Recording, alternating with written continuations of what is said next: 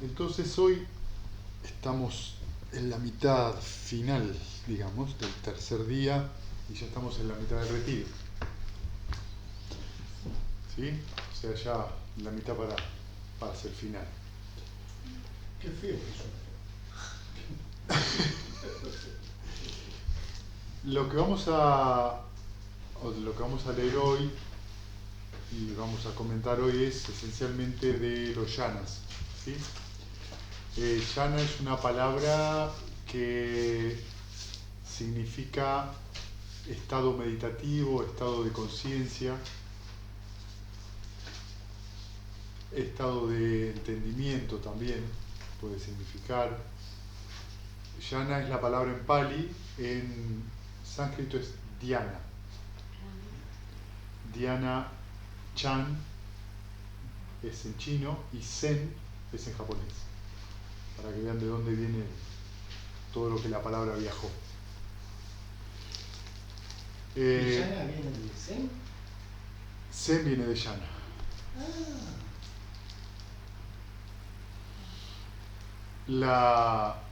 Hay mucha, dentro del budismo, para los que no conocen, hay mucha, el tópico del yana es muy controvertido. No es un tema tan llano como parece.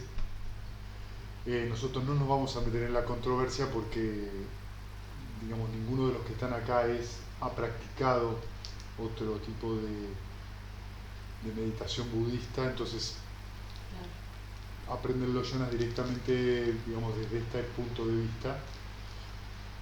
Nosotros cuando practicamos la meditación y ocurre el estado de yana, no intentamos que el yana sea un trance meditativo o una abstracción. En otras escuelas de budismo sí se busca ese nivel de una concentración muy muy intensa, ¿sí? La intención, digamos, de esta práctica es que justamente la mente pueda entrar en yana y sin embargo no se detenga el surgimiento de los obstáculos. Lo que hace que sea una práctica donde se reúnen las dos cosas, la serenidad, que es lo necesario para entrar en yana, pero a su vez no es tan fuerte eso para que puedan surgir los obstáculos y la mente sea purificada. ¿Sí? Por eso los obstáculos nunca son los enemigos. ¿Sí? El sutta que voy a leer hoy es el Majjhima Nikaya número 59, o sea, de los sermones medios. Se llama Bahuvedanya Sutta, diferentes clases de sensaciones. Dentro de los sermones medios es un sutta muy importante. Va a hablar de todos los yanas, de los 8, más de la esfera de cesación. Para los que son más nuevos, va a ir habiendo una descripción de lo que son los yanas. Para los que tienen más experiencia, presten atención porque está bueno que ustedes vayan sabiendo de qué se trata. Yo los voy a ir comentando. Este sutta es el que yo usé en el libro que terminé de escribir para describir los yanas. Bien, entonces es así. Esto he escuchado en una ocasión. El bienaventurado estaba morando en Sahuati, en la arboleda de Jeta, en el parque de Anathapindika. Entonces el carpintero Panchakanga se acercó al venerable Udayi, le rindió homenaje, se sentó a un lado y le preguntó. El carpintero Panchakanga era un carpintero que arreglaba las cosas del monasterio y que, como estaba todo el tiempo en el monasterio, cuando había una charla del Dhamma se quedaba escuchando. Está en muchos suttas, ¿sí? El venerable Udayi es un monje. Venerable Udayi, ¿de cuántas clases de sensaciones ha hablado el bienaventurado? De 3 clases de sensaciones, carpintero, ha hablado el bienaventurado: de la sensación placentera, de la sensación dolorosa y de la sensación ni placentera ni dolorosa. Estas son las 3 clases de sensaciones de las que habló el bienaventurado. Cuando se ha dicho esto, el carpintero Panchakanga dijo al venerable Udayi: el bienaventurado no habló de 3 clases de sensaciones, venerable Udayi. Él habló de 2 clases de sensaciones, de la sensación placentera y de la sensación dolorosa, ya que esta sensación, que es ni placentera ni dolorosa, venerable señor, El bienaventurado dijo que estaba incluida en el placer pacífico y sublime, ¿sí? La ecuanimidad. Por segunda vez repiten este diálogo y luego por tercera vez repiten este diálogo.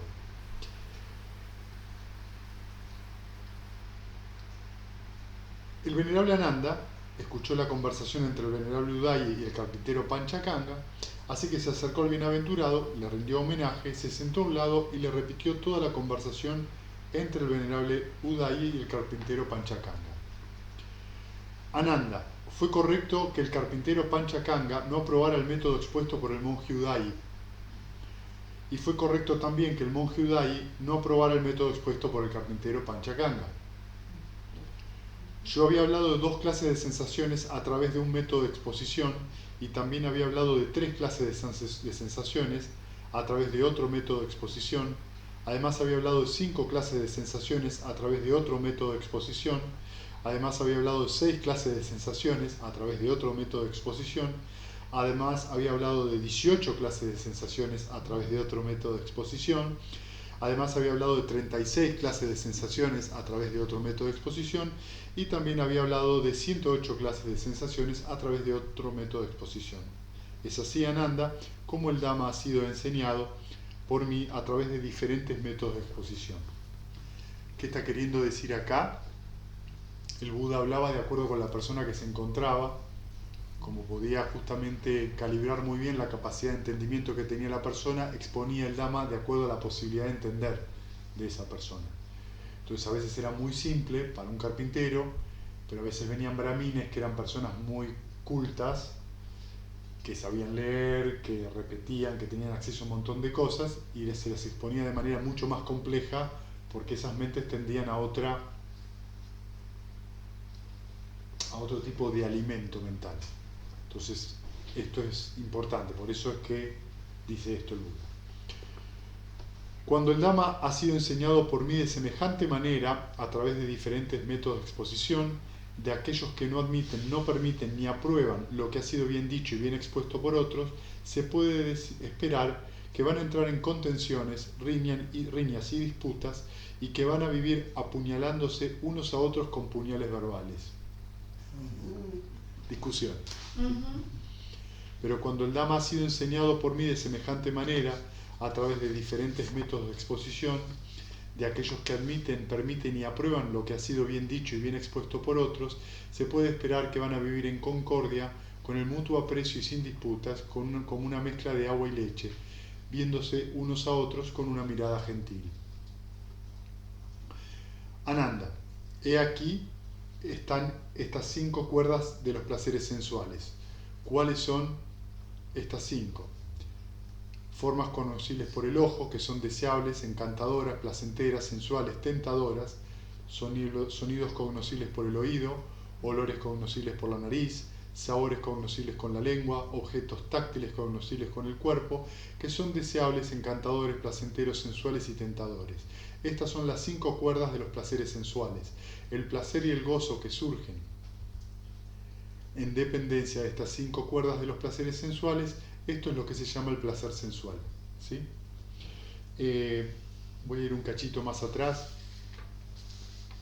Vieron que el Buda habla de 2 clases de sensaciones, que es lo que dice el carpintero, placentero y doloroso. Pues habla de 3, que es placentero, doloroso y lo que se entiende como ni placentero ni doloroso, que es ecuánime. Después habla de las 5 clases de sensaciones, que son las que pueden ser sentidas a través de los 5 sentidos. Después habla de 6 clases de sensaciones, que también esto tiene varias lecturas, pero es los 5 sentidos más la mente. Después habla de las 18 clases de sensaciones, que estos son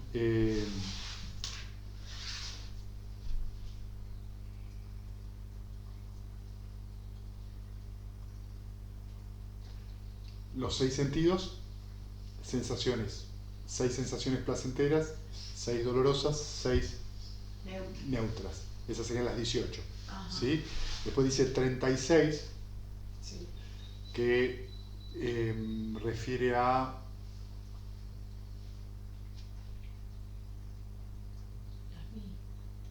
los que ni dolorosa No, son 36 que son, que es justo el doble. Pasado. No, esas son las 108. Las 108 son las 36, que pueden ser pasado, presente o futuro. No me acuerdo las 36. Bueno, entonces, vieron que el Buda acaba de describir a qué refiere el placer sensual. En este sutta lo refiere a los cinco sentidos. En otros suttas el placer sensual también es mental. ¿Sí? Cuando la mente divaga o piensa en, eso también es un placer sensual. Algunos, aunque algunos dijeran, este es el placer supremo, es el de los 5 sentidos, y supremo gozo que las personas, que los seres pueden experimentar, yo no estaría de acuerdo con ellos en esto. ¿Por qué? Porque existe otra clase de felicidad que es más excelsa y sublime. ¿Sí? O sea que el Buda dice que toda la felicidad y el goce que pueden producir los sentidos, y que las personas mundanas creen que es lo máximo, el Buda no está de acuerdo con eso, ¿no? Entonces dice que hay otra clase de felicidad. Entonces dice, he aquí Ananda, completamente aislado de los placeres sensuales, aislados de los perjudiciales estados mentales, la persona entra y permanece en el primer jhana, el cual está acompañado por el pensamiento aplicado y el pensamiento sostenido, por la alegría o el rapto y la felicidad, nacidos del aislamiento o de la reclusión. Esta es la otra clase de felicidad que es más excelsa y sublime que aquella primera clase de felicidad que es la de los deseos sensuales, ¿sí? Bien, entonces, veamos de qué se trata el primer jhana. Entonces uno se empieza a sentar, a meditar, y en algún momento puede experimentar esto. La condición fundamental para experimentar el primer jhana es no tener en la mente los 5 obstáculos. Si uno no tiene los obstáculos en la mente, y esa mente permanece unos minutos en ese estado, lo más probable es que experimente el primer jhana. ¿Cuánto tiempo tiene que estar ahí la mente? Varía de persona a persona y depende si lo estoy haciéndome una sentada un día en mi casa o en un retiro. En líneas generales es necesario 2 o 3 minutos, a veces 4 o 5, estar en ese estado para que surja eso, pero también depende de la mente de cada uno. ¿A qué te referís con la diferencia entre estar en la casa y estar en un retiro? Porque vos por ahí te sentás un día y después no te sentás hasta el otro día, hiciste una sentada de 1 hora. Depende del grado de desarrollo que tenga la mente, vas a poder experimentar o no eso, ¿sí? En un retiro, como vos sentás 6 horas, o 7 horas, o 8 horas o más, tenés muchas chances de que eso te pase. Entonces, fíjense que dice que completamente aislado de los placeres sensuales. ¿Eso qué significa? Que nos sentamos, cerramos los ojos. Eso te aísla momentáneamente de lo que ves. De lo visual. De lo visual. No nos movemos, es decir, que todas las sensaciones que tenemos no tienen que ver con el contacto físico. El oído es el asunto ahí, a veces. Los olores son, digamos, olores que por ahí no son tan atractivos, depende de donde uno esté.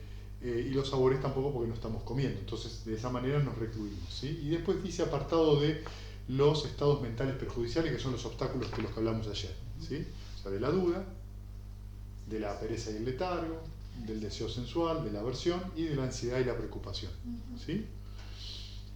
Entonces, entra en el primer jhana, el cual está acompañado por el pensamiento aplicado y el pensamiento sostenido. ¿Qué es el pensamiento aplicado y el sostenido? El pensamiento aplicado es: mi mente se dirige al amor benevolente, en este caso, que es el objeto de meditación, o la compasión, o la ecuanimidad, el que tenga cada uno. Entonces la mente va ahí. Pensamiento sostenido es la continuidad de estar con ese objeto momento a momento, ¿sí? Con la mente orbitando ese objeto de meditación. Si se dice en la frase que mi mente esté en calma, que mi mente esté pacífica mentalmente, eso es pensamiento sostenido, ¿sí? ¿Qué pasa? Cuando uno está un rato ahí y vive el primer jhana por primera vez, siente una alegría que en Pali se llama piti. Es una alegría muy fuerte que pueden sentirla en la columna, en la cabeza. ¡Wow! Es una sensación muy, muy hermosa, muy maravillosa. Por eso se lo traduce como arrobamiento, ¿sí? O van a encontrar la traducción rapto, ¿sí? Porque es el rapto místico. Como lo proban en inglés. Claro, es una cosa así, no llega a eso, pero Es una sensación muy, muy fuerte, ¿sí? Y dice felicidad, porque felicidad, que en pali significa sukha, sukha es lo contrario de dukkha. Dukkha es sufrimiento, que es la primera noble verdad. Sukha es esto, es contento. Estoy contento, estoy feliz. Pero sukha en el primer jhana está un poquito de fondo, no es protagónica, ¿sí? Lo que es protagónico es, no puedo creer. Y claro, porque es la primera vez que uno experimenta un estado maravilloso de mente que no depende de nada externo. Lo lograron ustedes por su propio esfuerzo, bien por ustedes. ¿Sí? Más bien el logro fue crear las condiciones Exactamente, para que suceda. exactamente. El logro es ese, ¿sí? El logro es que de repente, sin darme cuenta, las condiciones sucedieron y ocurrió el primer jhana. ¿Sí? Entonces logramos en criollo el primer guiso de lentejas. ¿Sí? ¿Entienden? O sea, se dan los condimentos, o se dan el condimento justo, los ingredientes justos, tengo el primer jhana. Claro, que no es un logro personal, quiero decir, que ocurre Cuando se dan ciertas condiciones, ¿sí? A cualquiera. A cualquiera, ¿sí? Claro. Entonces, en este periodo de práctica esto es muy importante. Más adelante en la práctica se puede hacer un entrenamiento donde ustedes pueden entrar a los jhanas a voluntad. A cualquier jhana, pero es un entrenamiento considerablemente más adelante. Entonces ustedes eligen en qué jhana quieren estar, tantos minutos, y se quedan en ese jhana tantos minutos. ¿Sí? Para más adelante. Bien, entonces cuando eso pasa, uno se siente muy bien. Y además de que se siente muy bien, ocurren varias cosas importantes. Una, que no está en este sutta, es que si uno experimenta el primer jhana, puede experimentar el nirvana en cualquier momento.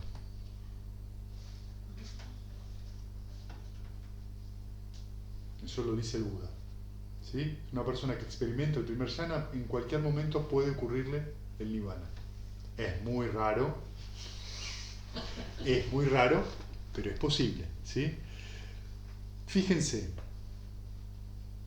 entramos en el primer jhana y acá voy a ir haciendo un paralelo con algo muy importante que es que van a ir dando cuenta a medida que vamos pasando por los jhanas que algo va cesando. ¿Qué cesa en el primer jhana? Los obstáculos. Exacto, los obstáculos cesan.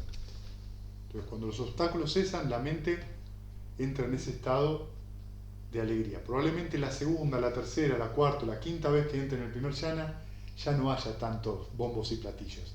Sientan esa alegría de una manera más suave, no tan intensa, ¿sí? Entonces, sería un error como practicantes experimentar eso y decir, quiero que pase de vuelta. No, acuérdense, si quieren, no pasa. Si ustedes están con el objeto de meditación y solo tienen que estar con el objeto de meditación, están con él, en algún momento eso va a ocurrir. ¿Sí? Bien, entonces esto el Buda lo dice que es más excelso y más sublime que el placer sensual. ¿Sí? Además, aunque algunos dijeran, este es el placer supremo, el supremo gozo que las personas y que los seres pueden experimentar, yo no estaría de acuerdo con ellos. ¿Por qué? Porque existe otra clase de felicidad que es más excelsa y sublime. ¿Y cuál es esta otra clase de felicidad? Y aquí Ananda, al calmar el pensamiento aplicado y el pensamiento sostenido, la persona entra y permanece en el segundo jhana, que posee tranquilidad interior y la unificación de la mente. A veces la tranquilidad interior se lo traduce como confianza. Está libre del pensamiento aplicado, libre del pensamiento sostenido, lleno de arrobamiento, de alegría y felicidad, nacidos de esta mente aquietada o concentrada. Esta es otra clase de felicidad que es más excelsa y sublime que la primera clase de felicidad. ¿Sí? Entonces, ¿qué va pasando? En algún momento, esa alegría,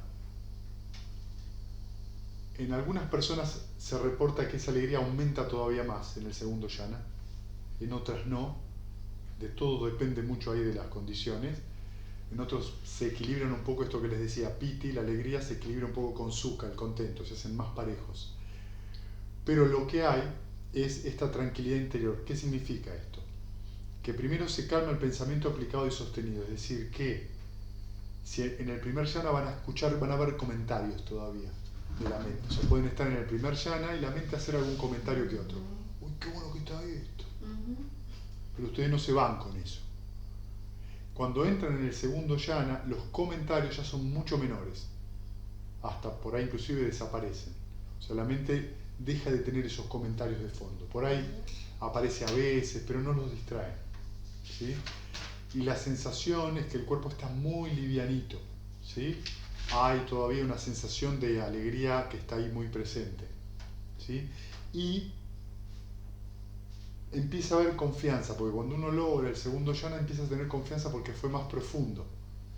Y dice, mirá, qué bueno que se siente así, qué bienestar que hay. Empiezo a entender de qué se trata cuando uno lee los suttas sano y malsano. ¿Sí? Sano y malsano. El Buda, como les leía en el Sutta de ayer, vieron que al final dice, lo que un maestro hace por sus discípulos, yo ya lo hice. Ahí hay chozas vacías, hay raíces de árboles. Monjes, practicad yanas. Jayati. Jayati es el verbo en Pali, que es practicar yanas. Bhikkhus, monjes. O sea que les está diciendo que la práctica del yana justamente lo que va desarrollando es una mente que cada vez está más estable en sí misma y que menos busca que desde afuera sea complacida.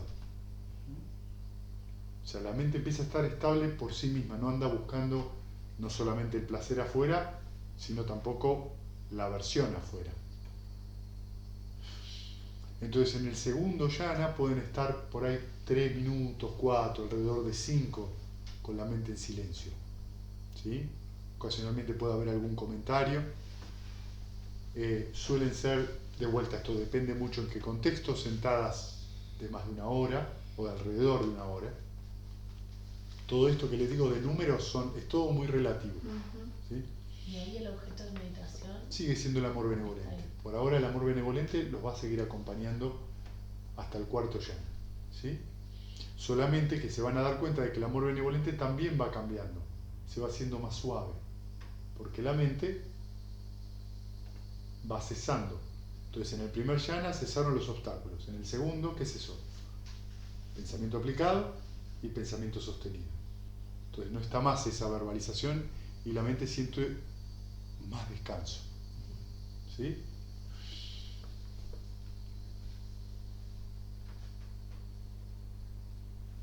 Además, aunque algunos dijeran, este es el placer supremo y el supremo gozo que que las personas y que los seres pueden experimentar, yo no estaría de acuerdo con ellos en esto. ¿Por qué? Porque existe otra clase de felicidad que es más excelsa y sublime. ¿Y cuál es esta otra clase de felicidad? He aquí Ananda, con la desaparición del arrobamiento, el monje o la persona permanece ecuánime, atentamente consciente y con clara comprensión, experimentando la felicidad a través de su cuerpo.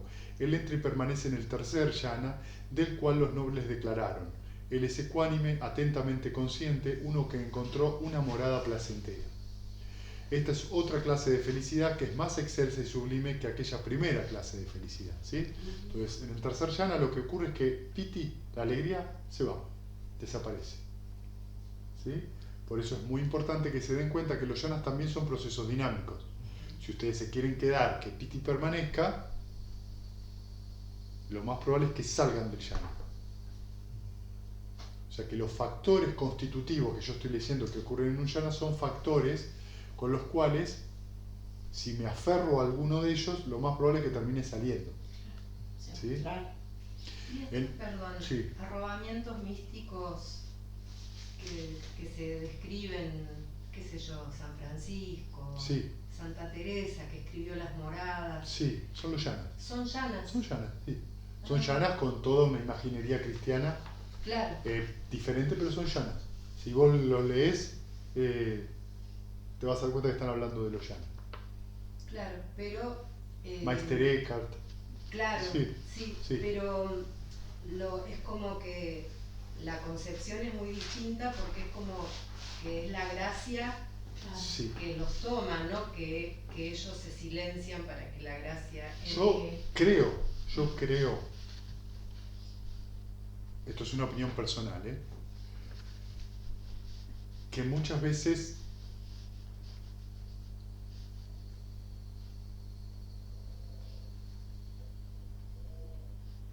eso es lo que dicen.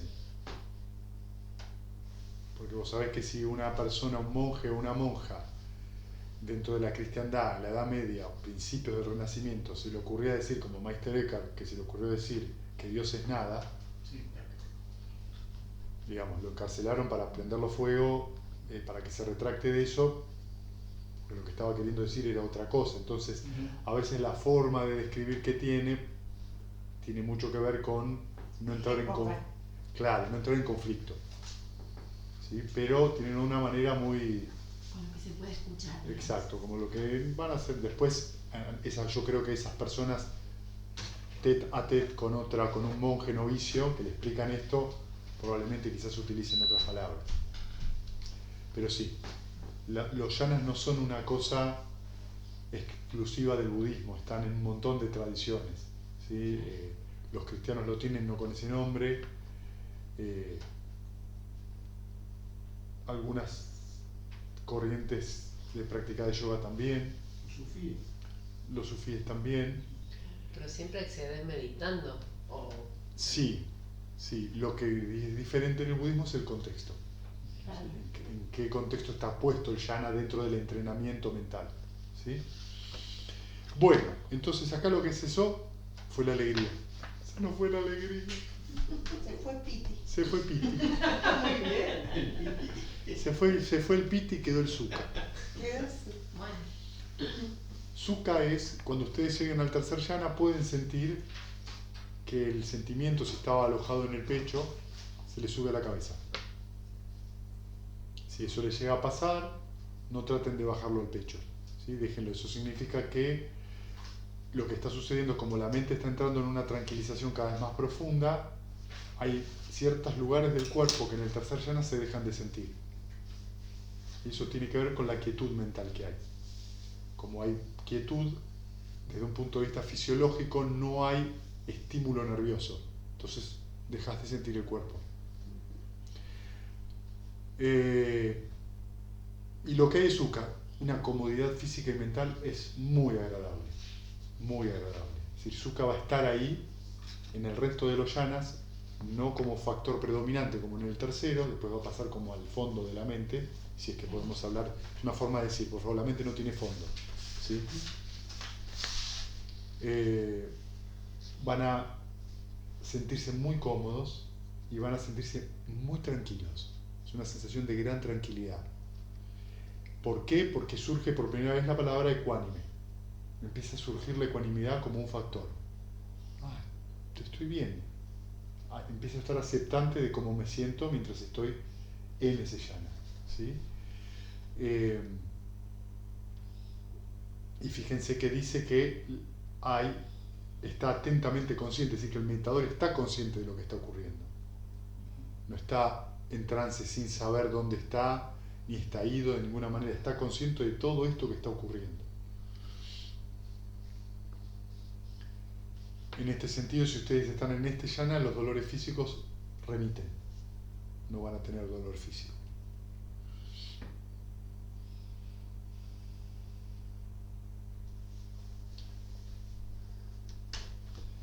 También es alrededor de 5 minutos, 7 minutos, pueden ser 4, todo depende del tiempo que tienen que estar con el objeto de meditación sin que se distraigan. ¿Sí?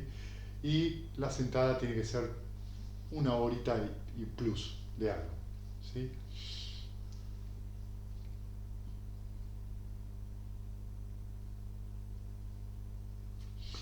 Además, aunque algunos dijeran, este es el placer supremo y supremo gozo que las personas, que los seres pueden experimentar, yo no estaría de acuerdo con ellos.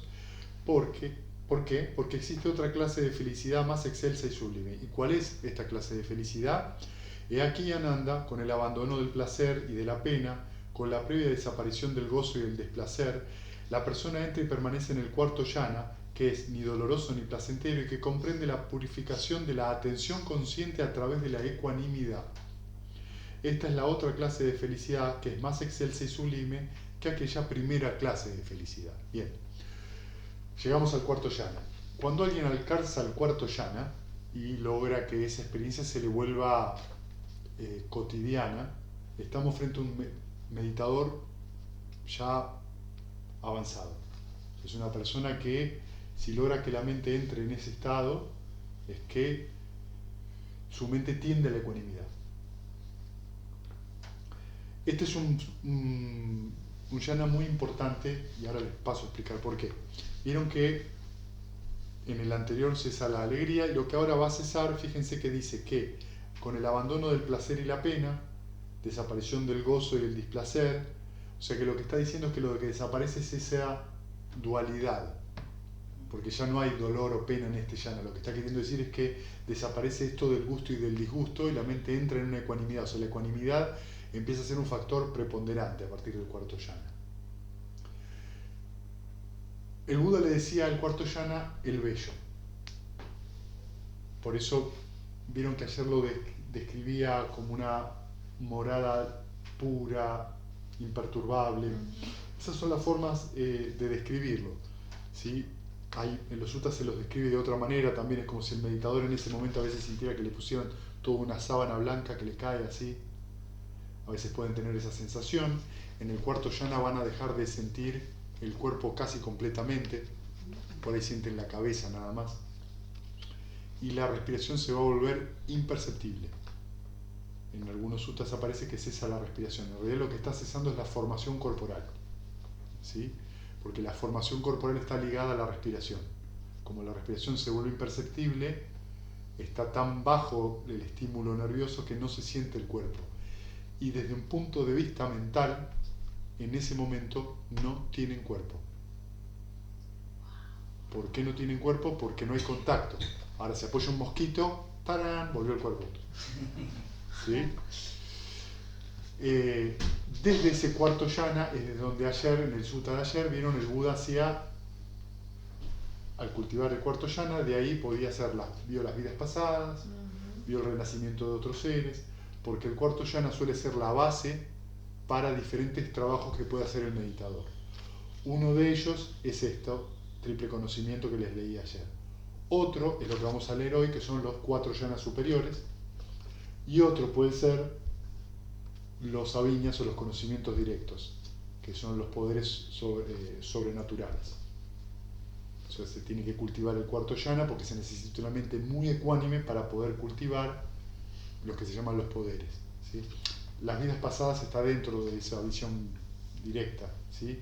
Las vidas de otras personas también está dentro de esos poderes. Entre los poderes hay otras cosas también, que es leer la mente de otra persona, aunque el Buda decía que era más que leer la mente de otra persona, era más interesante que la persona supiera cómo estaba su mente. Pero está dentro de los poderes. Va a mostrar al titular de esa. Claro. Se puede leer la mente de otra persona, se puede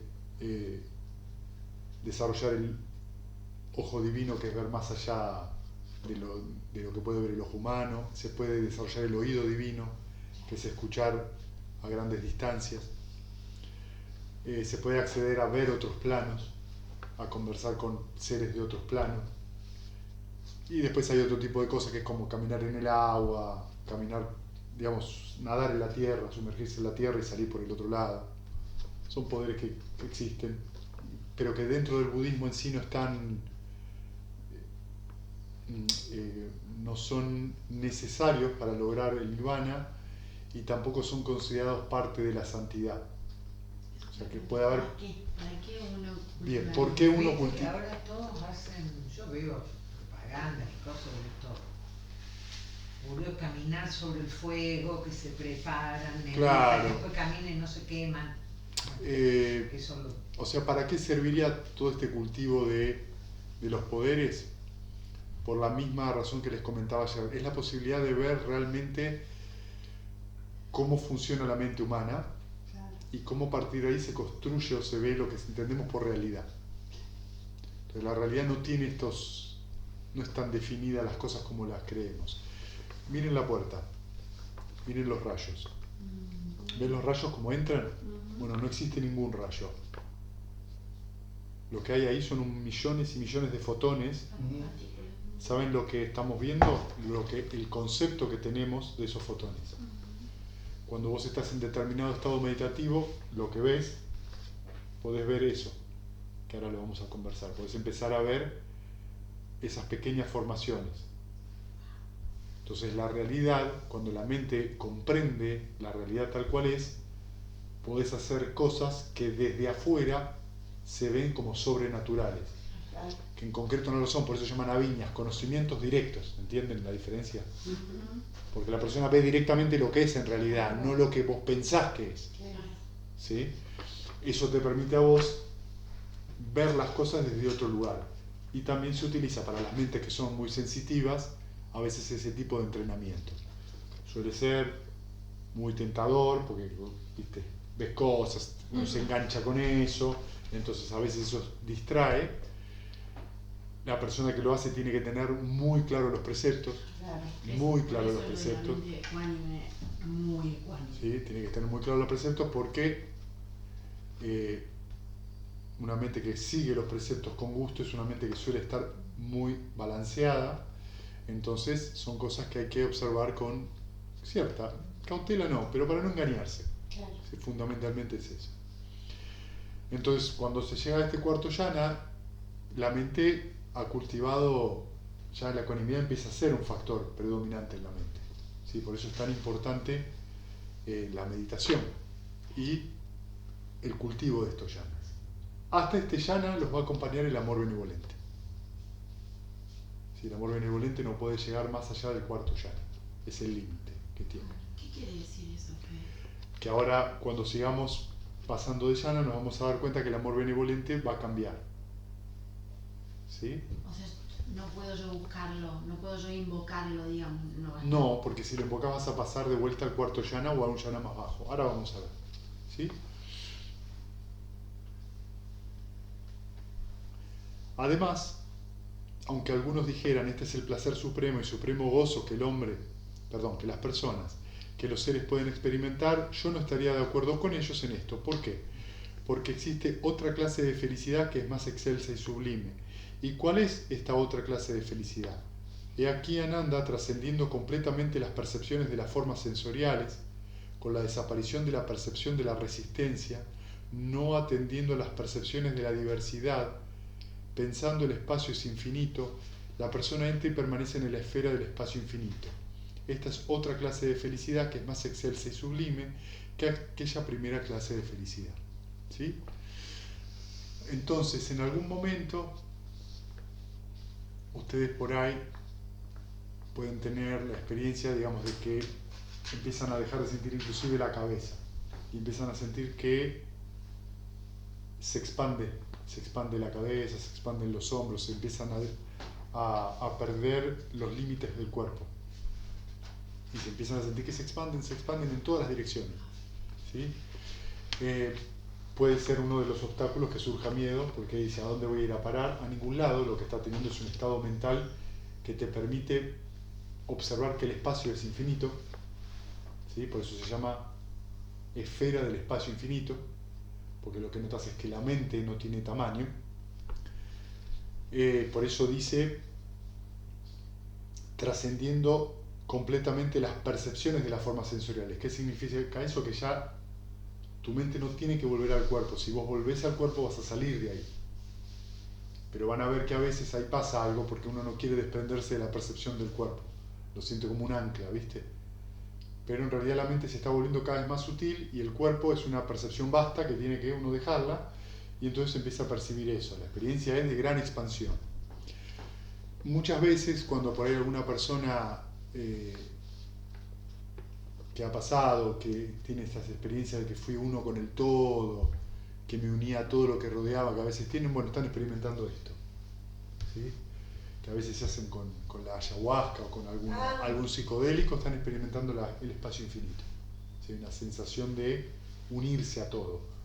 ¿Sí? La gente que se ve de arriba, que sale del cuerpo. Eso es una proyección astral, desde el punto de vista de las tradiciones occidentales. Desde el punto de vista del budismo es manokaya, es el cuerpo hecho de mente. Es lo mismo, lo que estás haciendo es una expansión también de la conciencia y podés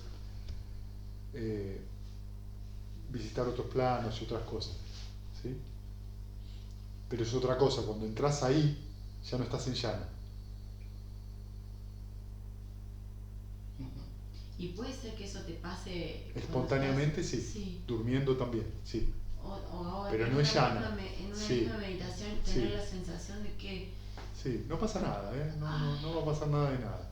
Lo que es un estado de conciencia distinto, pues la palabra alterado no cuadra, es diferente, y entonces pasa eso. Pero si se encuentran flotando, volando por ahí, o volando con otros seres, todos ya no están en yana, están en un estado distinto al yana y le están hablando, saludando a alguien, hagan 6 R's y vuelvan, porque el objetivo de la meditación no es eso.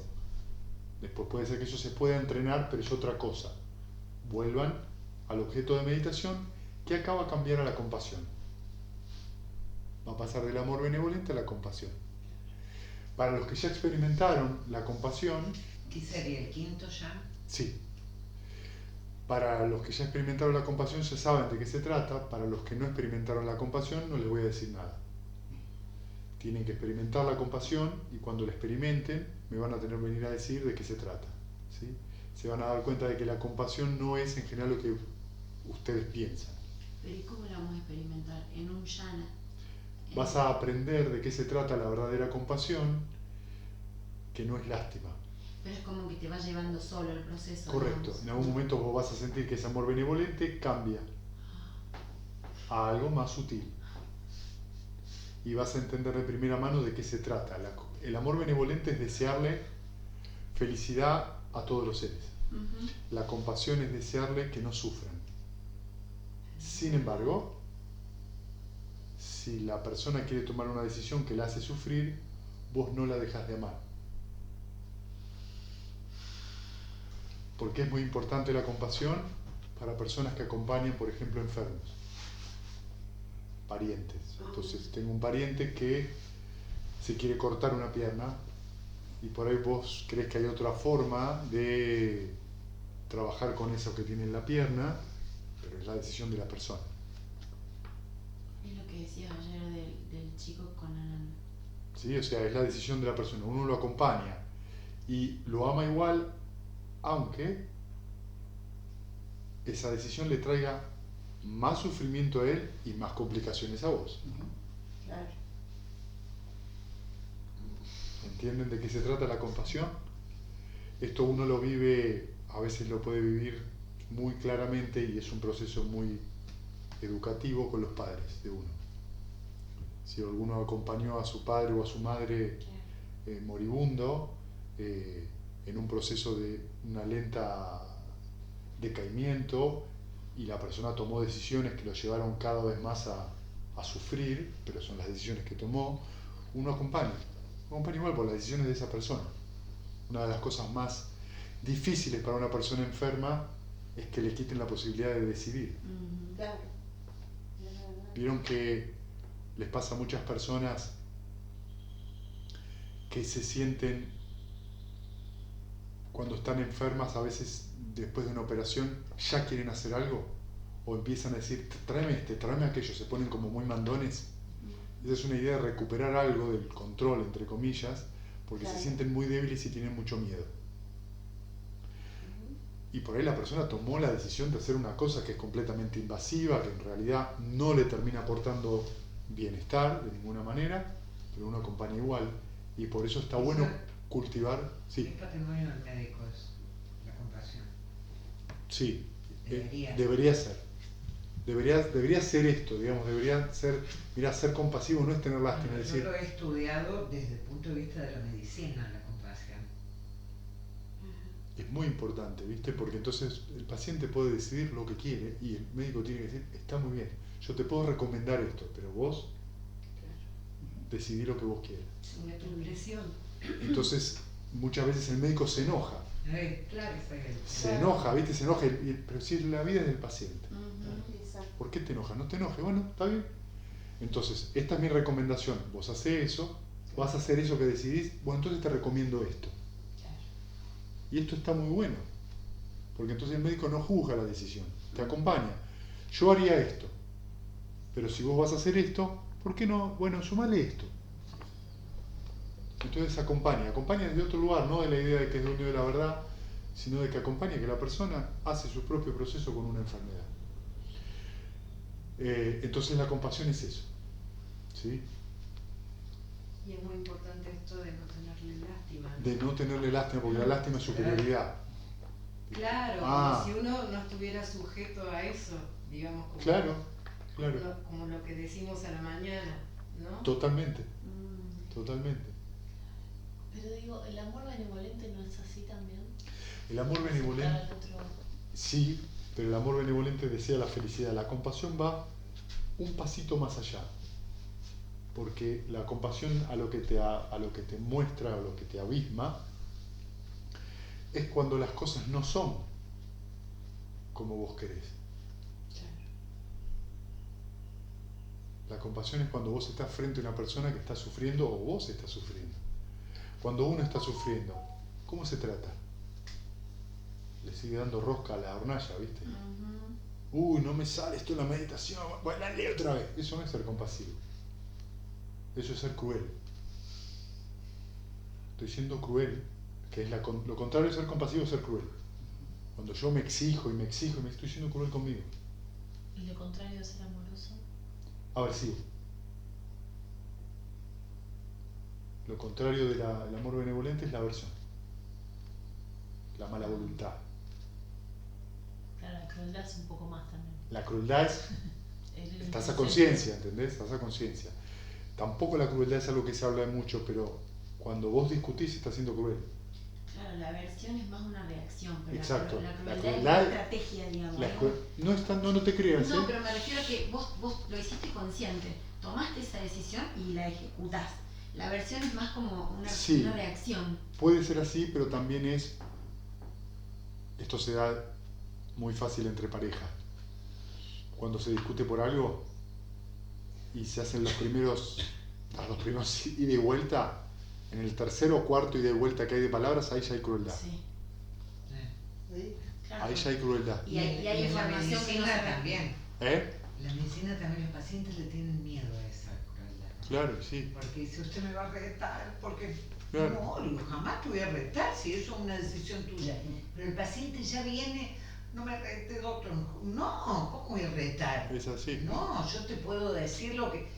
Pero hay mucho miedo a la crueldad Claro. de parte del paciente. Claro, Porque lo hay de parte Porque del lo hay parte médico. del médico, claro. Para que tenga miedo el paciente, que lo reten, voy a retar yo a él.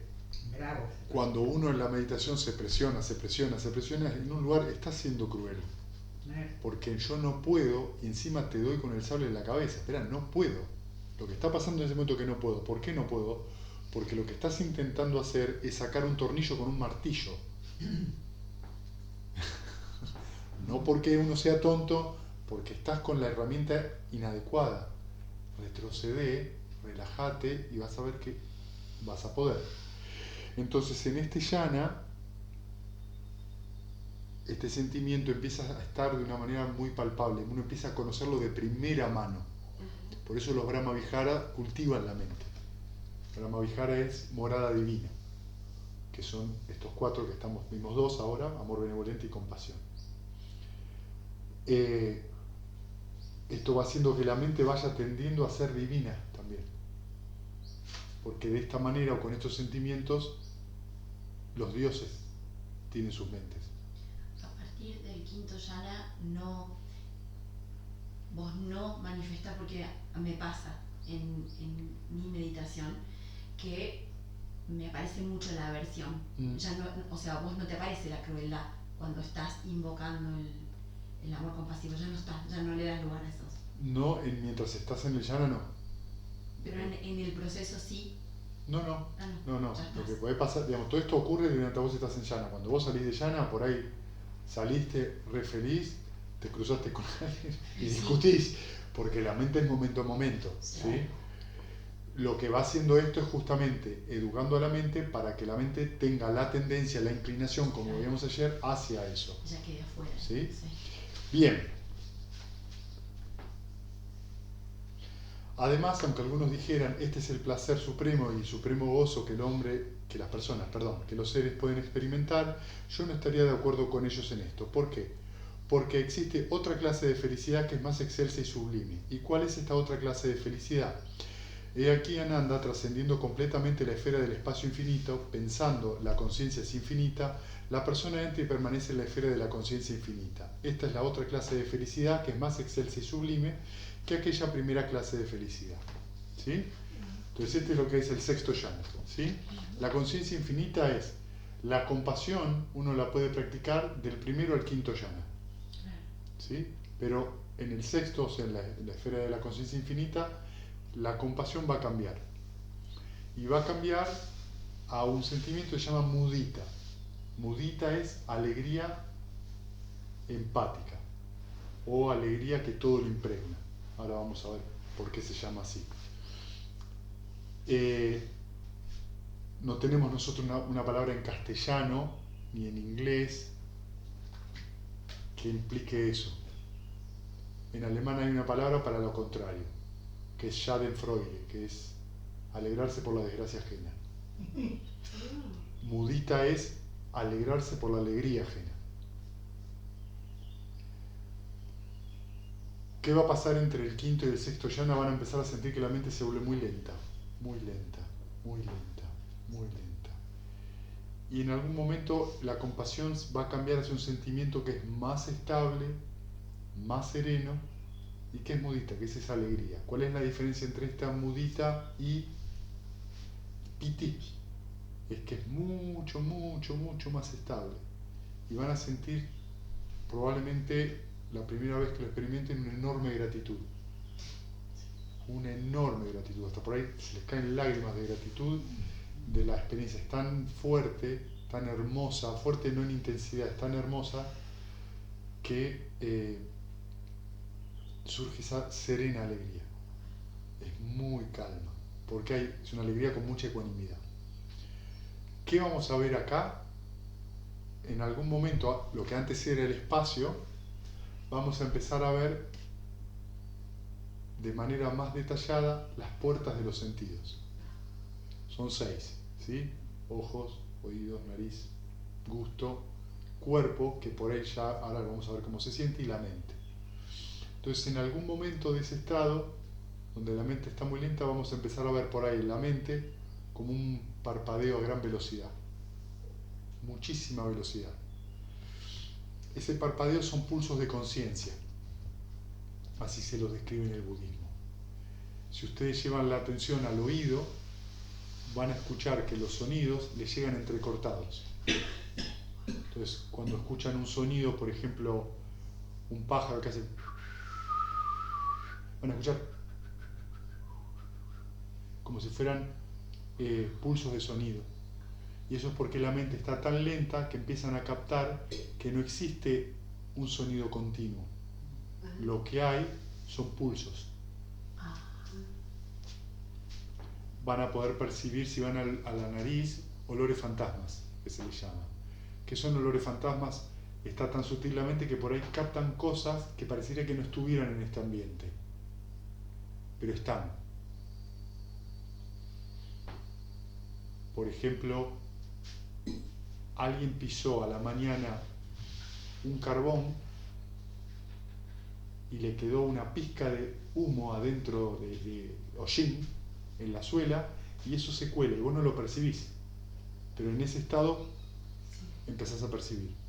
Se le llama olor fantasma porque vos decís, ¿dónde hay olor acá? ¿Dónde hay olor a nafta? Acá, porque empezás a percibir, porque está tan lenta la mente que puede captar esos detalles. Eso por un lado. Por el otro, lo que está sucediendo en ese momento, si ustedes van al cuerpo, van a ver que el cuerpo aparece y desaparece. Porque eso es lo que está pasando. Surge y cesa. Está tan lenta, en algunos lugares le llaman el cuerpo de vibración. ¿Sí? El Buda no lo llama así. Lo que se está viendo es el surgir y cesar del cuerpo. Y eso es lo que está pasando. Surge y cesa a una enorme velocidad. Entonces nos da la impresión de que somos continuos. Pero no es así. Como fotogramas. Exacto.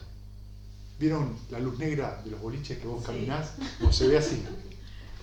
¿Ves así? Es como que todo... La luz estroboscópica se ve así. Porque los átomos aparecen y desaparecen. Los átomos, está llegando a ese nivel de percepción. ¿Sí? Si vas para ese lado. ¿Qué es lo otro que estamos viendo? En ese momento estamos viendo algo que en el budismo se llama la triple verdad, que es, primero, anicca, que es impermanencia. Y lo que estamos viendo es eso, surge y cesa, surge y cesa, surge y cesa. La segunda es dukkha, sufrimiento. ¿Qué significa esto? Que cada vez que yo intento que las cosas sean permanentes, sufro, porque voy en contra de toda la realidad. Todo el tiempo está surgiendo y cesando, surgiendo y cesando, surgiendo y cesando. Y la tercera, que es anatta, que es no yo. O, una palabra que Bhante Vimalaramsi para mí es una gran palabra, que es impersonalidad. Son procesos impersonales. Todos estos procesos ocurren de acuerdo a condiciones. Surgen y cesan, y yo no tengo ningún control con respecto a ninguno de ellos. A pesar de que soy yo. Eso es lo que yo Entonces, cuando uno experimenta este yana, hay cosas que se le empiezan a hay tornillos que se empiezan a aflojar, porque vos decís, espera, ¿cómo? Con que lo experimentemos una vez no va a ser suficiente. Yo les digo, el hecho de ir experimentándolo, la mente empieza a sentirse, primero, desencantada de las definiciones que suele tener. Pues ya, yo lo que veo no es eso que me han enseñado ni lo que creo que es. Empiezo a ver otra cosa que está directamente en relación con la realidad tal cual es. Es muy interesante este estado para investigar. Sí. No, una vez lo escuchaba a Perls. ¿A quién? Perls, el de la Gestalt. Ah, Fritz sí. Perls. Y él decía que la mente es una cinta de película, que los pensamientos son cada una de las secuencias, digamos. Sí. ¿No? Y que lo que se buscaba, lo que se lograba, la gente que estaba avanzada en la terapia, ir a los pasajes, a las líneas negras, a los espacios negros. Sí. Que a medida que uno iba avanzando, se hacían más grandes. Uh-huh. Los pensamientos iban quedando, iban desapareciendo, y uno iba quedando Sí. en el espacio negro. Sí, eso es lo que viene ahora. Entonces, lo que estamos observando, que esos pulsos de conciencia a gran velocidad, es algo que no cesa ni siquiera cuando dormimos. ¿Cuál es la otra lección de todo esto? Es agotador. No para. No para. La mente no para nunca. Nunca. Y la otra cosa importante es que lo que se dan cuenta es que la mente solo puede captar una cosa a la vez. Claro, no estás en la puerta del oído o estás en la de... Exactamente, no existe la simultaneidad. Si yo te oigo, no te veo.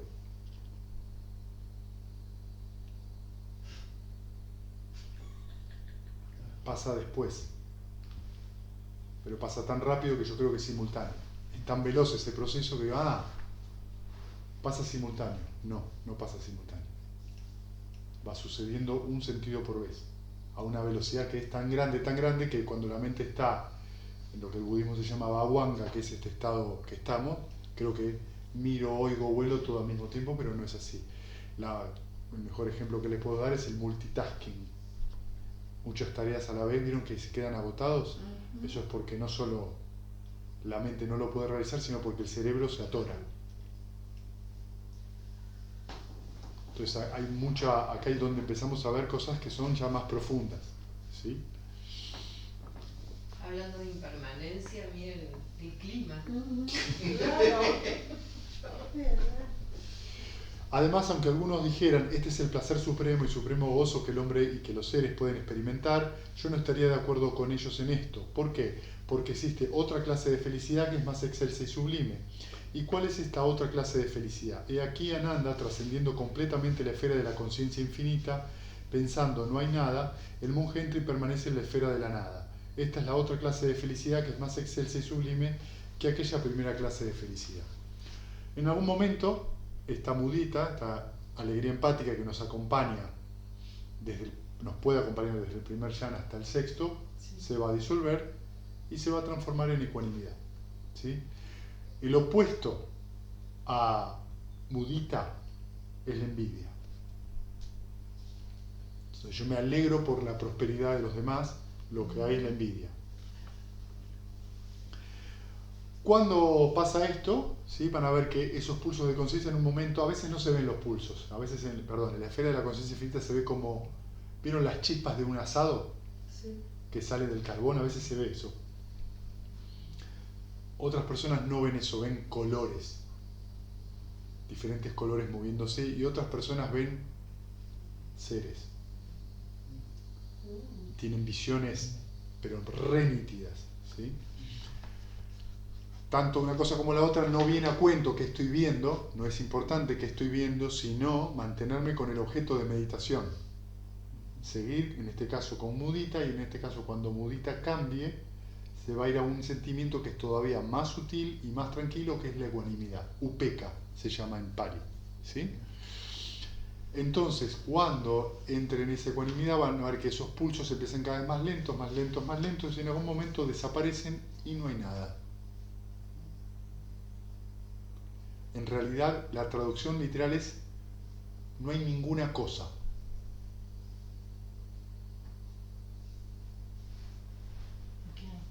¿Eh? ¿Y qué? Nada. Nada. Lo que vas a ver en la mente es todo negro. Y de esa expansión que tuviste en los otros yanas, en el quinto y en el sexto, la mente se empieza a achicar un poco.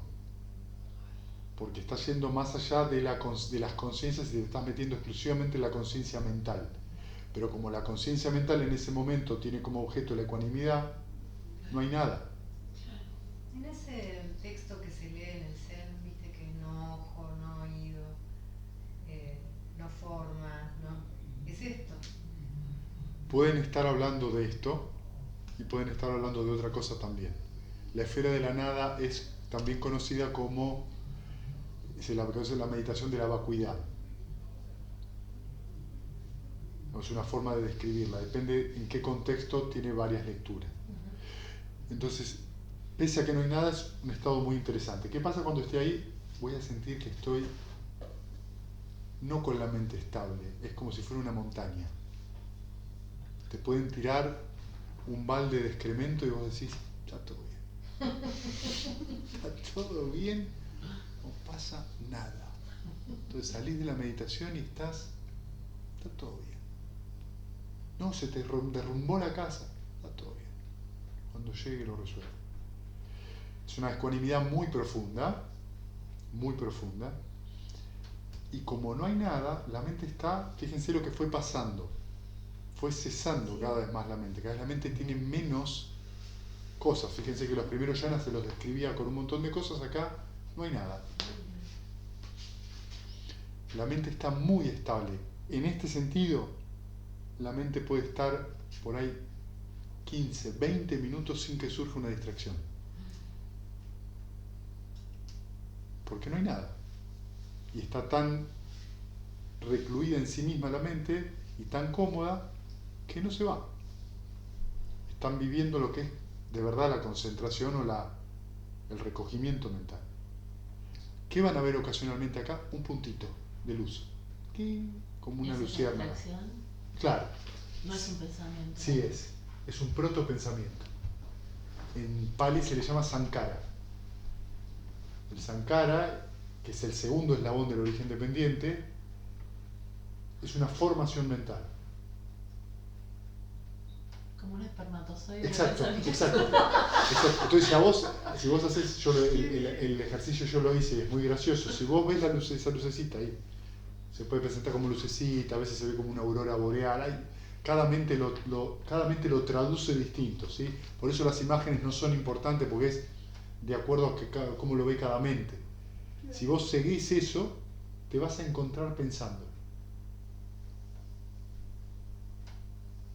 O te vas a encontrar verbalizando algo. Y lo que estás viendo es cómo se genera el pensamiento. Ay, me muero.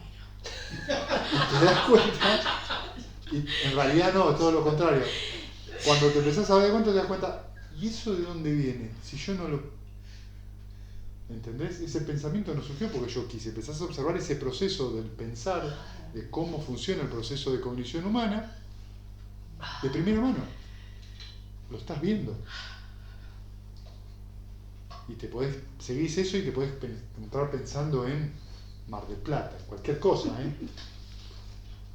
O que venga una madre, te agarre así y te lleve al médico porque estás delirando. A mí me pasó, yo tenía 8 años. Falté a la escuela porque me dolía la garganta, tenía fiebre, y lo que vos estás contando, yo lo viví a esa edad. Yo tenía 9 años, porque había hecho la catequesis a los 8. Y no había un mango, o sea, una revista Villiquen de anteojitos, no había en mi casa. Yo estaba aburrida, generalmente cuando uno faltaba a la escuela, faltaba mi hermana, y mi mamá dijo no. Así que mi hermana se fue, y yo así, abro el libro, el cajón de la mesa de luz, estaba nada más que el libro de catequesis, y no había otra cosa.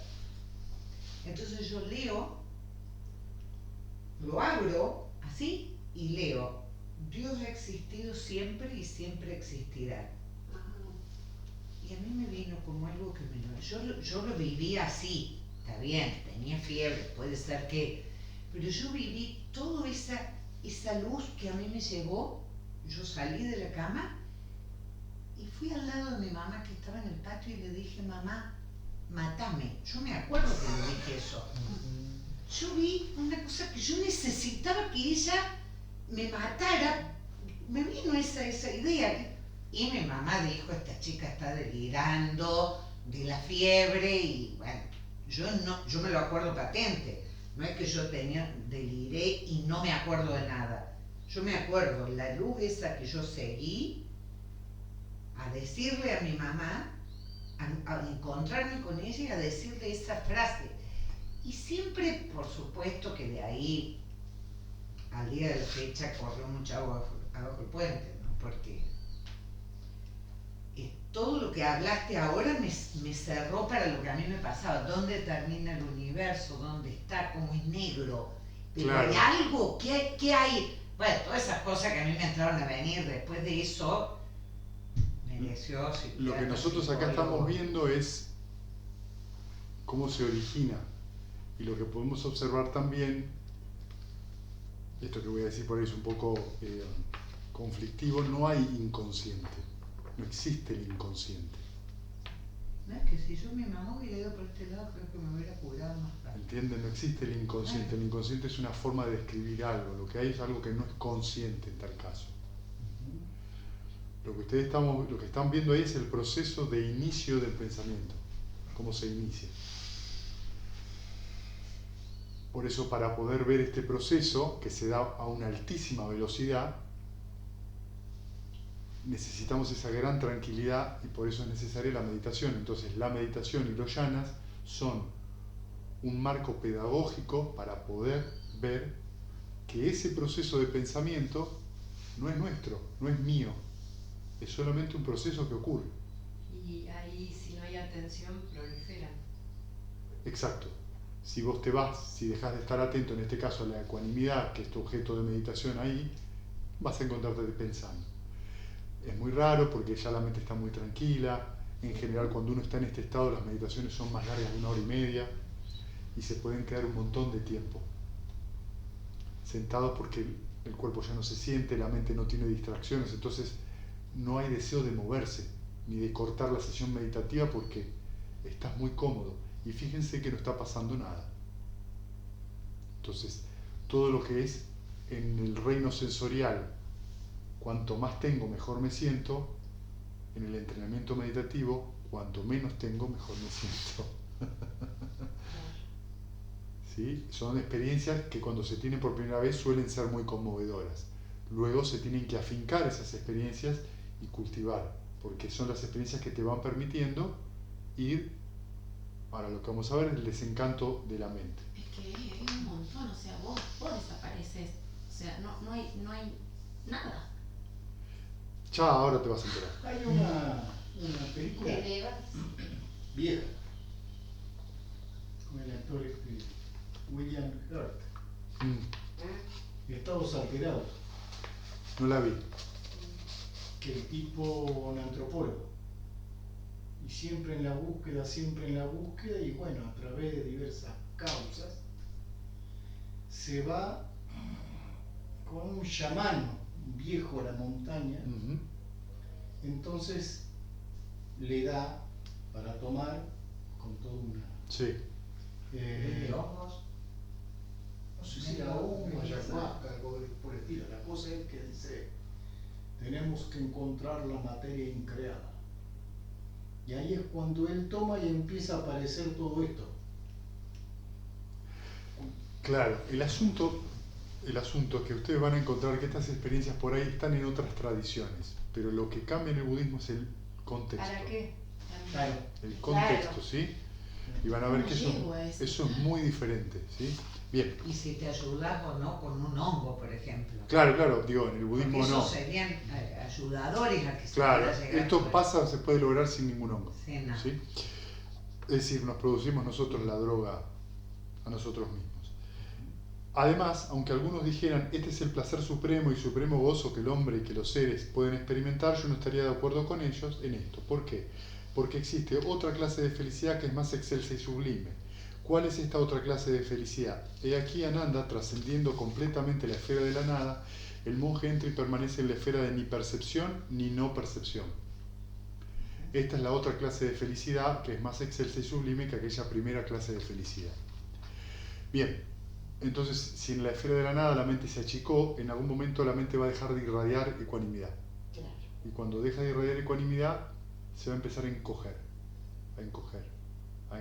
y va a entrar en un silencio muy particular, y en una quietud muy particular. Y se va a hacer muy pequeñita. Y va a deslizarse en un estado que es parecido al sueño, pero estás despierto. No es hipnoagogia, no es hipnopómpico ni hipnoagógico, que son los estados que uno entra cuando te estás por dormir. No es eso, ni cuando te estás por despertar, no son esos estados. Es bastante más profundo que eso. Porque lo que pasa se llama esfera de ni percepción y no percepción, porque la mente empieza a perder, empiezan a cesar las formaciones que hacen posible sensación, percepción y conciencia. Empiezan a cesar. La sensación surge y la percepción es la función mental que le pone nombre. ¿Sí? Entonces, sensación, la percepción es madera. ¿Sí? Pared blanca. Conceptos. ¿No? Todavía no. Ah. Es el nombre. Luego viene la conciencia, que es yo veo la pared blanca. Claro. Entonces, sensación, percepción y conciencia son tres procesos que están interrelacionados. En este yana empiezan a fallar, porque no hay condiciones para que se produzca eso. Se produce por momentos sí, por momentos no. Entonces uno entra en ese estado, pero no es consciente del todo que entra en ese estado. Por eso la mente está muy chiquitita. Y ese silencio empieza a ser el objeto de meditación. Podés estar media hora o 45 minutos hasta una hora sin que surja ningún obstáculo, de nada. Y estás enorme cantidad de tiempo sentado sin que se mueva nada. Y de repente salís de ahí. Cuando salís de ahí, te relajás y volvés a entrar ahí. No puedes hacer ni siquiera 6R porque hay tan poca condición mental que las 6R es un proceso demasiado elaborado para eso. Es simplemente relajarse y volver al silencio. Es un estado muy interesante en el que estar, ¿sí? Y a medida que se va desarrollando ese silencio, se produce otro estado que se llama animita samadhi, que es cuando la mente entra en un estado donde no hay, animita es sin objeto, es la mente sin objeto, ¿sí? Pero ahí te moriste. No, todavía no. En ese momento lo que desaparece en ese momento es, ya no hay objeto de meditación. El objeto de meditación es la misma mente. Y como no está sucediendo nada, desaparece el objeto. ¿Y sabes lo que desaparece cuando desaparece el objeto? ¿Qué otra cosa desaparece? Profesor, el sujeto. Entonces una experiencia muy importante esa, porque desaparece el objeto porque no hay nada para ver y desaparece el sujeto. ¿Y entonces qué? Y sin embargo seguís existiendo. ¿Qué sos? ¿Viste? Es muy interesante la experiencia. El muerte subjetiva. Es muy interesante esa Hay alguien que te experiencia. trae de vuelta, alguien que te dice que devolvés. Estamos esperando a ver cómo se vuelve. Muy interesante. Locura, levantate. Muy interesante esa experiencia porque lo que está pasando ahí es que vos te das cuenta que son condicionados e interdependientes. Para que haya un sujeto, tiene que haber un objeto. Cuando el objeto desaparece, el sujeto también. Significa que el observador también es una formación mental. Nada más. Pero tenés que atravesar 200 capas de miedo porque te vas desintegrando. O sea, tu concepto, bueno, ya lo Sí. venís desintegrando hace un Claro. montón, pero ahí no hay nada de. No. Y ¿No está, llegaste a eso, Pedro? espera que después esto lo tengo que editar. Sí, lo vas a tener que editar igual. 1:15. Sí. Sí. Se va. Entonces cuando vos cuando te pasa esa experiencia decís, mira. Lo decís después, pero la sensación es de una enorme libertad. Y una vacuidad. O sea, es como todo junto. Sí, pero sí, se puede vivir como una vacuidad, pero en realidad es una sensación de un gran alivio. No existe la identidad. Es solo una idea. ¿Y qué sí existe? Las condiciones cambiantes todo Y en el ese tiempo. momento casi que no las podés generar. Claro, te das cuenta de que empieza a fallar. Ese continuo de sensación, percepción y conciencia empieza a fallar. En este momento la mente está, es un proceso que sale solo y la mente se ve como transparente. Puede verse como transparente. Este es el límite de la identidad. Y ahí el cuerpo está No, en un pulso, olvídate. no hay. Olvídate. No, el cuerpo ya cesó en el cuarto yana. Lo que está cesando ahora son las formaciones mentales. En el segundo yana cesan las formaciones verbales. Pensamiento aplicado y sostenido. En el cuarto yana cesan la formación corporal. Y acá empieza a cesar la formación mental. Ni protopensamiento, ni nada. Nada. Cada tanto aparece uno y volvés. Y vuelve a haber observador y sujeto. Ay, yo me- Pero te relajás y si la mente está lo suficientemente desencantada, volvés ahí. En este proceso lo que se entrena entonces, lo que se está cultivando es dos cosas muy importantes para el practicante, que es el desencanto, la primera.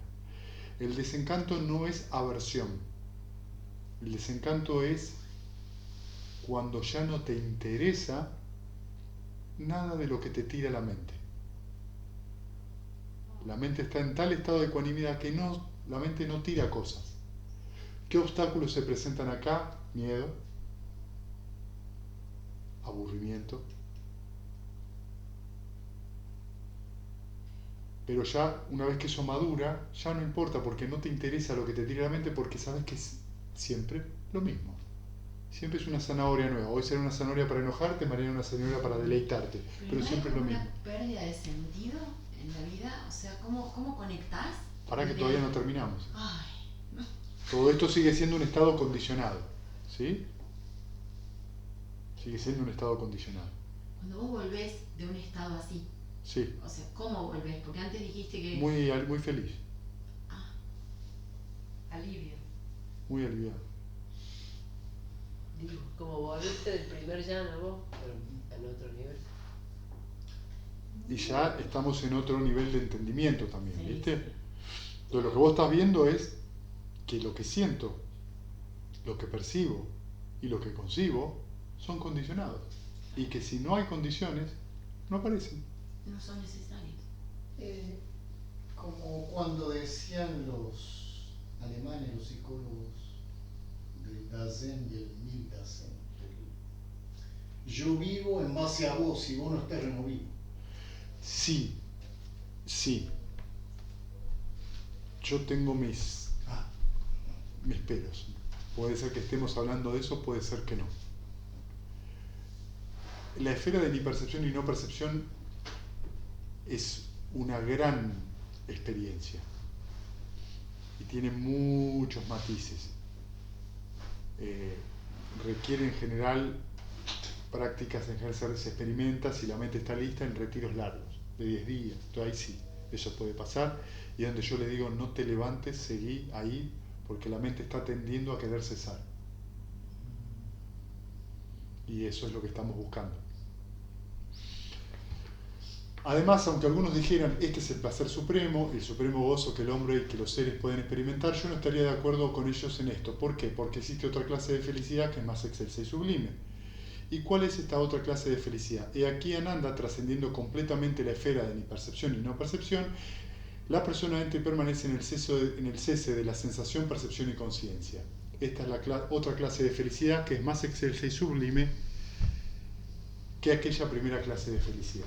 Entonces, ¿qué es lo que ocurre? En algún momento cuando este yana es cultivado, en algún momento en ese estado empieza a haber microapagones. Se empieza a apagar sensación, percepción y conciencia. O sea, este trinomio no tiene condición y se apaga. Y hay microapagones. Y en algún momento se apaga. Cuando eso sucede, naturalmente, como no hay sensación, no hay percepción y no hay conciencia, vos no sabés que estás ahí. Porque no hay formaciones que te permitan reconocerlo. Dentro del budismo, el máximo que se puede estar en ese estado son 7 días. ¿Respirás? Sí. Y el pulso cardíaco va bajando a lo largo de los 7 días. Más de 7 días no podés estar porque te morís.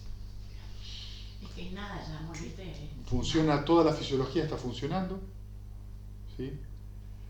Todos los procesos fisiológicos funcionan. Cuando lo experimentás por primera vez, en general es menos de un segundo. Entonces, cuando entras en ese estado, se apaga e inmediatamente la mente se vuelve a encender. Lo que pasa es que ese apagón es muy importante, porque cuando se reinicia la mente, la atención tiene una energía muy grande. Entonces, cuando se reinicia la mente, vos ves cómo vuelve a surgir todo el proceso. Cuando vos ves surgir ese proceso nuevamente después del apagón, tenés muchas chances de experimentar el nirvana. El nirvana no es ese volver, viene después. Puede ser directo justo después, pueden ser instantes después, pero en líneas generales las experiencias varían de persona a persona. Cuando eso ocurre y experimentas el nirvana, en líneas generales no te puedes quedar sentado. Porque no te das ni cuenta, o sea, te das cuenta de cómo se volvió a reiniciar y como hay tanta tensión, se produce el contacto con lo incondicionado, que es el nirvana. El nirvana no tiene condición. Ese contacto con el nirvana produce un cambio irreversible en la mente. Y creo yo también que lo que se está estudiando ahora en la neurociencia en el cerebro, en la estructura del cerebro. En líneas generales, cuando lo experimentás no lo podés creer. Y suele, a raíz de ese contacto, tener una experiencia de una gran felicidad y alivio que nunca en tu vida experimentaste. Y que te puede durar hasta meses. Sin embargo, si bien esa es la sensación o la vivencia, lo que hay es una comprensión completamente diferente. Cuando eso pasa es que entraste en la corriente y tuviste el primer nivel de santidad. Ahí es donde se sueltan esas primeras 3 cadenas de las cuales hablábamos ayer. La duda, la creencia en una identidad y la creencia de que ritos, rituales y supersticiones te van a llevar al nirvana. Entonces, lo que observás ahora es cómo se inicia desde el otro lado del pico de la montaña. El pico de la montaña fue la cesación y vos estuviste viendo ese proceso en proceso de cesación. Cuando se reinicia la mente ves el origen, ves cómo se inicia y podés ver a su vez cómo cesa de vuelta. Y esa visión es lo que te lleva a la comprensión directa, que es lo que termina dándote el nirvana. Entendés de que solo es condición, que surge y que cesa. Y nada más. Y que todo eso que llamamos identidad es un protocolo. Nada más. Una serie de ideas. ¿Qué da esto cuando vos lo ves? Cuando decimos identidad estamos hablando de personalidad. Que la personalidad se derrumba en el sentido de que no hay personalidad, hay tendencias. Yo no soy así, hay tendencias, depende de las condiciones, pueden o no surgir esas tendencias, pero ya la mente está en otro lugar, completamente diferente. Y ahí se comprenden estas cosas que les dije antes de la triple verdad, ¿sí? Impermanencia, sufrimiento y no yo. Muy bien, y ahora me gustaría que fíjense cómo remata el Buda el Sutta, que dice: ahora bien, Ananda, es posible que los ascetas mendicantes de los otros credos hablen de esta forma. El asceta Gotama habla del cese de la sensación, percepción y conciencia y sostiene que esto está incluido en la felicidad. O sea, que esto está dentro de la felicidad. ¿Qué es esto? ¿Cómo puede ser? Cuando los ascetas mendicantes de los otros credos hablen de esta forma, se debe responderles de la siguiente manera: amigos, el bienaventurado no describe el estado, o cualquiera de los yanas, como incluido en la felicidad. O sea, no es que esto está incluido en la felicidad, con referencia a la sensación placentera. Más bien, amigos, siempre que la felicidad es encontrada, y de cualquier manera, el Tathagata describe esto como incluido en la felicidad.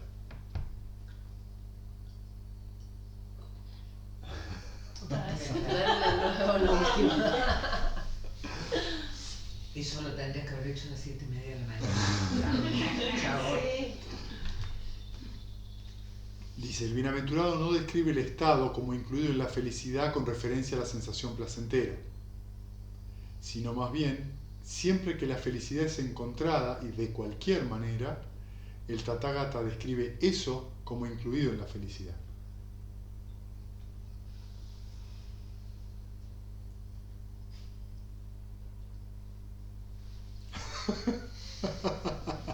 No sé si es tan difícil o si la cabeza mía, después de todo lo que hemos escuchado, la cabeza mía no lo logro. Me doy cuenta que... Dice, el Buda no describe el estado como incluido en la felicidad con referencia a la sensación placentera. ¿Sí? Entonces el Buda lo que está diciendo es que el estado no está incluido en la felicidad como una sensación placentera, sino que siempre que la felicidad es encontrada, es decir, siempre que uno está feliz y encontrado de cualquier manera, esto lo describe como incluido en la felicidad. Como que es parte de la felicidad, ¿no? O sea que cuando vos te encontrás con la felicidad, eso está dentro de la felicidad. Para mí, en otras palabras, lo que está diciendo, sé feliz porque sí.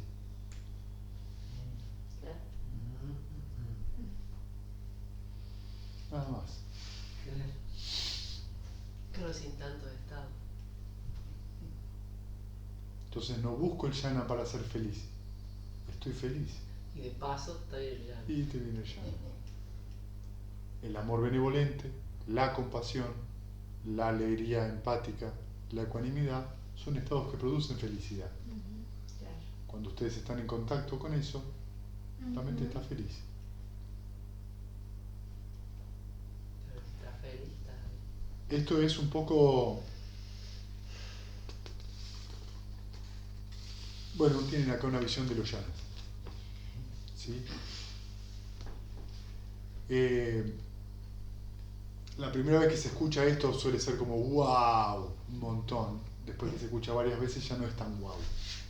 Ya alguna vez esto empieza de a poquito a bajar cada vez más. ¿Sí? Lo más importante entonces es en qué contexto está esto. en qué contexto se coloca el jhana, la meditación, está puesta en este contexto dentro del budismo como algo que te lleva a cambiar la perspectiva, que es paña, la sabiduría. Esto te lleva a ver con sabiduría. ¿Qué es ver con sabiduría? Ver las cosas de acuerdo al origen dependiente, que en su versión corta es porque esto surge, aquello surge, porque esto cesa, aquello cesa. Es decir, condición, causa y efecto. En este retiro no vamos a ver los 12 eslabones del origen dependiente, pero mañana vamos a ver un sutta que habla del origen dependiente de una manera más simple, muy práctica. Entonces, los jhanas nos permiten que ver todo este proceso de cognición humana, cómo conoce la mente humana, a uno mismo y al entorno. Y a través de esa observación es que empezamos a cambiar nuestra perspectiva de vida, lo que llamamos sabiduría, ver de otra manera. ¿Alguien de afuera lo podría ver como evasión? Estaba pensando. Ponele con toda esta fiebre política y todas estas cosas que están sucediendo y que la gente está tan Sí, febril, por decir. sí, es la palabra, sí. Bueno, hay mucha gente cercana Enojada. manifestándose Sí. mucho. Entonces, una de ellas es mi hija, que va a todas las marchas, que está así, viviendo en el epicentro allá del bardo, digamos. Entonces yo me voy a meditar y me siento como descomprometida o como, no sé cómo explicarlo, como que están pasando un montón de cosas y es como si fuera un universo paralelo o... ¿Se entiende lo que quiero Sí. decir? Sí, a mí una vez me dijeron, me dice, medita, bueno, es una forma de evadirte. Y yo no le dije nada, pero me quedé con un osteópata o alguien, digamos, que se supone que está... Claro. Me dice, Lo más probable es que haya tenido una mala experiencia meditando. Me dice, la meditación es para evadirte de la realidad. Claro, esto de la realidad, ¿no? ¿Cuál es la realidad? Por eso. Sí. ¿Cuál es la realidad? ¿Y cómo vas a permitirte la felicidad con todo lo que está pasando? O Porque sea, la como- felicidad no depende de eso. Claro. Porque la felicidad de la que estamos hablando no depende de lo que pasa afuera. Depende de a dónde vos orientás la mente. Hay muchas, por eso te digo, hay muchas condiciones. ¿Viste? Hay muchas condiciones en cualquier condición humana. Lo que, digamos, frente a la pregunta que hacía Leti, de esto, ¿no? ¿Y yo qué hago? ¿Me siento a meditar? Y es una posibilidad. Evasión es otra cosa. Cuando vos venís de este retiro tranquilo y empezás a conectarte con la gente que te solés conectar y te ven con otra cara, ¿vos crees que son influencia el que está enfrente? Compartir méritos. ¿Los méritos de ella? Los méritos de la hacha. Que los que sufren sean libres de sufrimiento y los aterrorizados intrépidos sean. Que los afligidos se despojen de todo dolor y que todos los seres encuentren alivio. Que todos los seres compartan este mérito que así hemos adquirido para el logro de todo tipo de felicidad.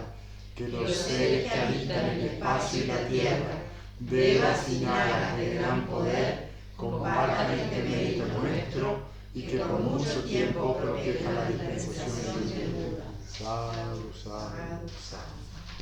Gracias, gente. Gracias.